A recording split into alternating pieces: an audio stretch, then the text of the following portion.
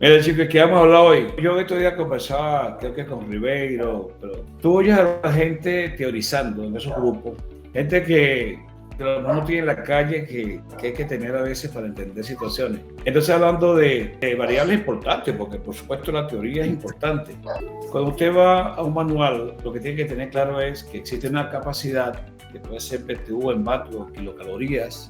Esa capacidad está, digamos, ligada a una presión o una temperatura de condensación, una temperatura de evaporación. Si usted conoce esas variables, ya tiene para calcular la válvula, para calcular todo. Y uno debe enfocarse más o menos en esas cosas prácticas en primer orden. Si usted conoce las cuatro partes básicas, como son temperatura de condensación, temperatura de evaporación, su enfriamiento y sobrecalentamiento. Con esas cuatro variables usted puede seleccionar cada cosa. Y olvídese del flujo, la vaina, que eso se lo dan los fabricantes de compresores y evaporadores. Totalmente de acuerdo, creo que hay que enfocarse en lo que nos involucra en la parte técnica. Los que somos apasionados por la refrigeración nos gusta profundizar, nos gusta ir un poco más allá de lo que realmente es útil en el campo, pero para fines técnicos hay temas que no tienen relevancia técnica, que flujos másicos, densidades, a mí me encantan esos temas, pero que tú lo vayas a aplicar en el campo, esta tarea está en los fabricantes. Relaciones de compresión es otro tema que es absolutamente sin sentido y sin aplicabilidad técnica en el campo. Eso está determinado por el fabricante, entonces mucha gente se enfoca en abarcar más de lo que realmente van a aplicar, descuidando lo que sí van a aplicar. Tubería PET en refrigeración.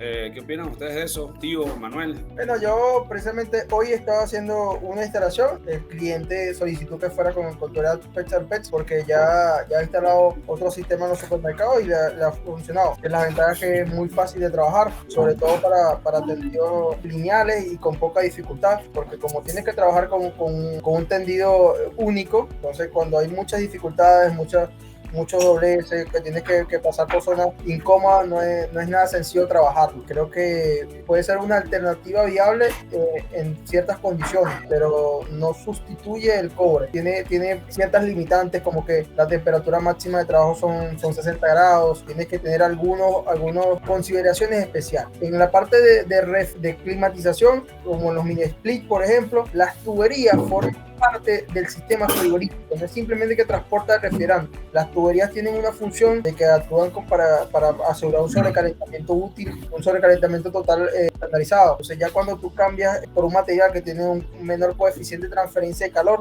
tienes que tener eso en cuenta. También tienes que tener en cuenta que al ser un material de esas condiciones sintéticas, tienes que aislarlo muy bien. Toda la tubería, sea líquido, o sea suministro, o sea retorno, todo tiene que estar aislado. Tienes que protegerlo de la incidencia directa del sol, porque eso también juega en contra de la durabilidad. Entonces, no es un material que yo considere que se vaya a estandarizar como lo más normal dentro de los sistemas de instalación de refrigeración. Puede ser una alternativa para casos puntuales. Ya, Manuel, que esa tubería PET, por lo que le entiendo, tiende a que el supergí no aumente por sus propiedades de conductividad. Sí, por su baja coeficiente de transferencia de calor, el refrigerante no absorbe mucha energía en la línea de succión del medio ambiente. Aparte de que tiene un bajo coeficiente de transferencia de calor, debes aislarla sí o sí. Debes aislarla con aislamiento elastomérico y de paso debes protegerla de la incidencia del sol con cinta PVC, con cinta aislante. Entonces eso también juega bastante en contra, porque el supergí útil tiende a ser muy similar al supergí total. Entonces ya ahí tienes que jugarte con mucho criterio en cuanto a, mira, ¿qué hago? Si mi supergí útil es tan parecido al supergí total, entonces sacrifico capacidad del evaporador asegurando un supergí útil más alto, o me la juego y pongo en riesgo manejando un supergí más bajo. Utilizo un intercambiador aquí para aumentar el supergí total sin que me comprometa el supergí útil. Entonces ahí en refrigeración tú sabes cómo es y hay que tener mucho criterio en cuanto a eso. Es como que si tuviese una unidad condensadora muy cerca de la unidad del evaporador. Ya eso tiene unas consecuencias considerables. Manuel, hay un tema que a mí me hace mucho ruido a la hora de esas instalaciones. Por ejemplo, que es algo que yo siempre he discutido, manejas un diámetro. Primero manejas un diámetro en las tuberías de succión, no es el mismo diámetro. Por ejemplo, una tubería de media media, esa tiene aproximadamente 14 milímetros internos, o sea que es más grande. Las velocidades, si hablamos de medidas precisas, no van a ser las mismas a la hora de subir, ¿no? A lo mejor no nos afecta mucho, pero no va a ser la velocidad a la cual nosotros estamos dispuestos o acostumbrados a trabajar. Otro punto que yo veo, los orificios de salida reducen aún más el diámetro el cual tienes. Por ejemplo, si tú estás trabajando con una tubería de 3/8 y necesitas el flujo de una tubería de 3/8, cuando vas a unir esa parte, eso reduce aproximadamente a 4 milímetros la salida. Eso no me puede traer ciertos problemas de caída de presión en ciertos puntos. O sea, el diámetro interno no es el mismo en toda la longitud, a veces tienes que hacer un empate. Eso no perjudica, o sea, eso tiene que traer una consecuencia negativa al sistema, desde mi punto de vista. Sí, sin duda que lo hay. Pues en esas reducciones existen caídas de presiones. A lo mejor para ciertos equipos de climatización, por las presiones que se manejan, dejan de ser tan significativas. Pero, por ejemplo, en la refrigeración de baja temperatura, donde 2 PSI de caída de presión son casi que impermitibles, sí juega un papel importante esas caídas de presión. Y no solamente el diámetro interno, el diámetro externo también es diferente. Así que cuando vas a hacer el aislamiento elastomérico, el Armaflex, pues tienes que irte una medida por encima para poder aislar las tuberías. Son cositas que tienes que tomar en cuenta, igual que cuando tienes largos tendidos de tubería se hace bastante tedioso, a menos que sea lineal y se te hace fácil, pero si tienes muchas curvas, muchos dobleces, ahí sí se te complica un poco la cosa. No es que descartas totalmente la soldadura, porque para acoplarte a las máquinas necesitas soldadura, para hacer las conexiones con la mayoría de los elementos necesitas soldadura, las reduce significativamente, pero creo que es una alternativa a situaciones puntuales. Y por aquí nos hace una preguntita ya entrando en materia, muchachos, ya nos hace Joseph Contreras. ¿Cuántos metros máximos se puede instalar sifones? ¿Cuánta longitud supera lo permitido? Me imagino que es cada cuántos metros se puede hacer un sifón. Esa es la pregunta de Joseph, tío. Lo venimos manejando hace mucho tiempo. Antiguamente los libros de Carrier y Emerson, la gente que escribía manuales antes hablan de 3 metros. Pero últimamente, de unos 20 años para acá, se empezó a decir que 4 metros era suficiente, manteniendo la velocidad apropiada. Velocidades, como ya sabemos, de 8 a 12 metros, estamos ascendiendo. Y en el último, cuando lleguemos a la losa, porque si vamos subiendo porque vamos a una losa arriba o algo, deberíamos tener desnivel hacia la máquina. Eso sería lo que siempre hemos considerado, ¿no? No sé si alguno de ustedes tiene alguna otra cosa que decir a eso. Bueno, no sé si la pregunta del amigo se refería a las longitudes máximas, creo que así la entendí. La mayoría de fabricantes de unidades condensadoras dan ese dato. Mire, mi unidad condensadora puede operar hasta una longitud máxima de tantos metros. De allí en adelante tendrá que sobredimensionarlo un poco, bueno, hacer el cálculo de tuberías como dijo el ingeniero Elga, para mantener las velocidades y evitar en lo posible las caídas de presión. Pero eso es un dato de las longitudes máximas, fabricantes responsables lo dan en sus manuales. En la refrigeración comercial, cuarto frío, cuando hay un compresor scroll, dependiendo el fabricante, la carga de refrigerante es un 80%. Cuando uno hace la primera carga de refrigerante. Bueno, así es. La recomendación es que si usted ya sabe cuál es la carga de refrigerante que llega a un sistema, al momento de arrancarlo, el deber ser es eso, pues que usted cargue el 80% y luego en operación termine de completar la carga, donde digamos que la carga no es precisa, pues el fabricante no le ha dado eso, sino usted tiene una referencia. En los equipos donde usted tiene la carga por masa, el fabricante le dice son tantos gramos, tantos kilos, usted carga su masa al 100% y le da arranque a su equipo.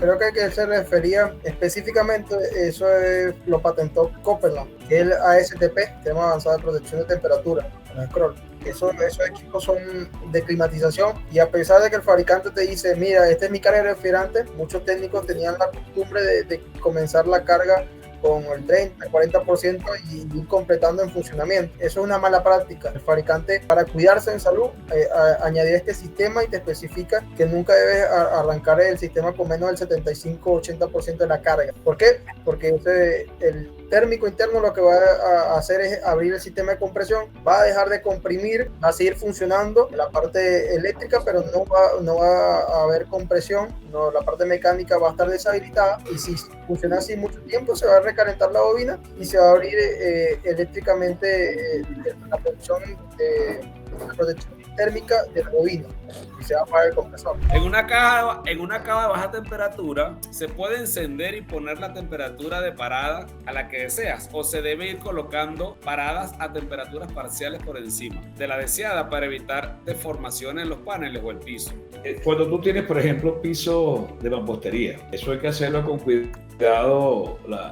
Tiene que haber un gradiente de temperatura, porque efectivamente un cambio brusco de temperatura en una masa dura puede dar deformaciones y roturas, ¿no? Eso es lo que recomiendo. Cuando tú tienes Pero un piso ahora de con mampostería, estos pisos nuevos que están, porque así como la refrigeración ha evolucionado, la gente de la ingeniería civil también, ahorita hacen unos pisos que esa vaina le echan flexibilizante al concreto que soporta variaciones de temperatura bruscas y hay mucha ingeniería ahora también en ese contexto de los pisos. O sea, las cavas que hemos arrancado en estos días, los tipos me dicen, no, dale, te da la gana, le puedes llevar menos 70 un solo coñazo si te da la gana, que no hay problema. Me imagino que antes, con el tema de no sé, de que no se habían desarrollado tecnología para este tipo de eventos, así que esas variaciones de temperatura, pero las últimas cavas que hemos armado por ahí, arrancado con las personas que estamos haciendo esos trabajos de piso, y de verdad que no hemos tenido este problema. Me imagino que también se trae de cómo se hacía antes, ¿no? Parte de lo que yo he visto por ahí, porque ahorita no le pare, y de verdad que no hemos tenido problemas con rupturas, con deformaciones del piso, que vaya a generársele cráter, no, nada.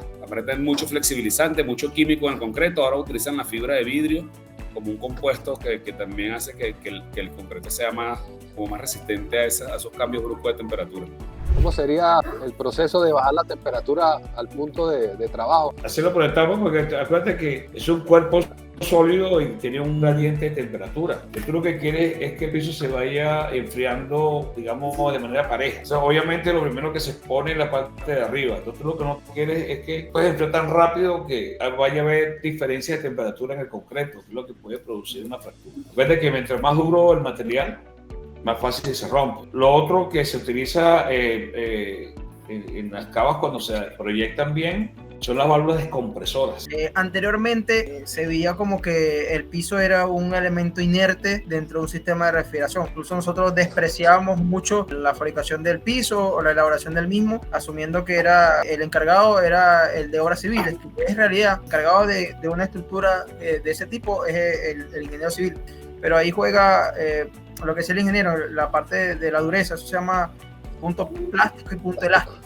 Lo que tú buscas con los aditivos es que el punto elástico del concreto sea más alto para que soporte deformaciones sin que se quiebre. Hay otro punto que se llama dilatación y contracción térmica, que eso es lo que pasa cuando un material se calienta o se enfría rápidamente. Y el tercer punto, y no menos importante, es la distribución de la carga. ¿Para qué está diseñado el piso? Mira, ¿cuál va a ser el método de carga de mi recinto? Si yo voy a trabajar con transpaletas, con montacarga, ¿cómo voy a almacenar mi mercancía? ¿Va a estar distribuida en rack? ¿Cuáles son los puntos de apoyo en el piso? Todo eso se puede calcular y se puede estandarizar. El piso representa la segunda carga térmica más alta dentro de cualquier recinto frigorífico. La primera representa el producto, pero la segunda carga térmica es el piso. Y en cuanto a materia, generalmente podemos tener mayor materia de piso que de mercancía. Y si tú tienes un piso de 10 centímetros de espesor, tú ubicas eso y tienes una cantidad de concreto impresionante. Entonces, son tres aspectos clave. La carga para determinar cuál va a ser el espesor del piso y cuáles van a ser los aditivos. Los aditivos flexibilizantes para mejorar el punto plástico, el punto elástico, y la contracción y dilatación térmica en cuanto a la puesta en marcha del sistema de refrigeración y a qué condiciones va a estar hecho ese piso. ¿A qué presión de baja más o menos deja de bombear el sistema de lubricación de un scroll? Juancito. La forma o el método de lubricación de los scrolls es por fuerza centrífuga. El eje abajo tiene unas paleticas, al girar crean esa fuerza centrífuga y hacen subir el aceite por todo el eje hasta llegar a los bujes, a los puntos de lubricación. Hay una cosa delicada con los scrolls, que es que sí, a muy baja presión o sin refrigerante no lubrican los scrolls, porque el refrigerante es el que transporta el lubricante hasta los scrolls. Allí no hay puntos de lubricación. Entonces, si usted trabaja o opera un scroll sin refrigerante, es muy probable que se dañe mecánicamente porque no hay lubricación allá en esos puntos. Lo importante ahí en esos casos es tratar de ajustar los presostatos sin salirse del marco operativo de los compresores. ¿Que no puedes comentar un poco del equipo que estaba arrancando con el ingeniero Edgar? Las generalidades, lo más interesante. Coño, para mí fue mucha muchas tecnologías nuevas, pues, empezando por el condensador y la torre de enfriamiento, que es un condensador por agua. ¿Qué delta maneja ese condensador? 5. 5 sobre la temperatura del agua. Sí. O sea, si tenemos la temperatura del agua 25, podemos tener una condensación de 30 grados. Sí, estaba por el orden de, el agua estaba a 30 y la condensación por ahí como a 35, 37. ¿Y la temperatura ambiente en el lugar? Alta. O sea, que una condensación por agua es bastante significativo lo que nos aporta en espacios con alta temperatura ambiente. Esa agua viene de pozos, ¿no? La temperatura es más baja y la desventaja de condensar con agua es el tratamiento que se le debe dar, que es meticuloso y es costoso. Pero en cuanto a la presión de condensación, súper baja, en comparación de condensar por aire. La máquina, bueno, hasta el momento para mí ha sido la máquina más grande que he instalado. 3 compresores de 50 HP, el tanque recibidor era de 1500 litros, se llevó 700 y pico de kilos de gas, botaba una cantidad de hielo exagerada por cada cosecha, eran casi 630 kilos por cada 20 minutos, o sea, son máquinas bien hechas, pues. Esto tiene el mismo principio, 3 subenfriadores le vi a esa máquina. Me imagino también que como, bueno, en este caso está muy compacta la máquina, esos vapores de retorno tienen mucha energía, están muy cerca del compresor, ganas doblemente, pero, o sea, garantizas que el compresor no le llegue tanto retorno, ¿ok? O vapor es muy frío y porque se congela de una manera bella. Y mide su enfriamiento de ocioso y casi 32 grados de enfriamiento al entrar a la válvula. ¿Algún control de condensación? Porque con temperaturas ambientes tan variables, ¿cómo se controla la condensación cuando el agua está muy fría o cuando la temperatura ambiente influye mucho en la torre? ¿Qué parte del control en la condensación hay? El mecánico tiene un presato que maneja el ventilador de la torre. La bomba de agua sigue prendida y lo que hace va... Mira, por aquí te dice que no seas yuca, Manuel, puro cantebé, cambia esa vaina. Bueno, cuando ustedes compartan la iniciativa de Refrigeración al Día y lleguemos a 2000 seguidores, estos 3 señores dijeron que me iban a pagar. Entonces ya yo puedo tener otro internet. Compartan las redes, compartan la página para que esos 3 me paguen. Compartan la cuenta, por favor. Vamos en buen camino, ya casi 2000 seguidores. El sacrificio es igual para todos. Ustedes estuvieron ahí con nosotros, como siempre. Gracias por el apoyo, muchachos. Bueno, de mi parte, como siempre, vayan con Dios, cuídense mucho. Los buenos somos más. Y bueno, exceptuando a Manuel, cuídense. Ese es el precio. Ese es el precio que hay que pagar. Compartan la cuenta, bendición, estamos en contacto, muchachos. Síguenos y suscríbete a nuestro canal de YouTube